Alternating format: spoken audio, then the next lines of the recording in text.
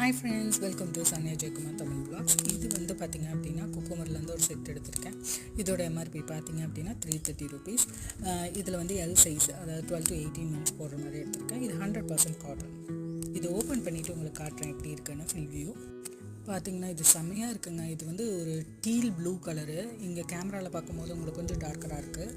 செம்மையான blue colour. அதுக்கு ரிலேட்டடான ஒரு லைட் பேஸ்டல் கலரில் ஒரு ப்ளூ க்ரீன் அந்த கலந்த காம்பினேஷனில்.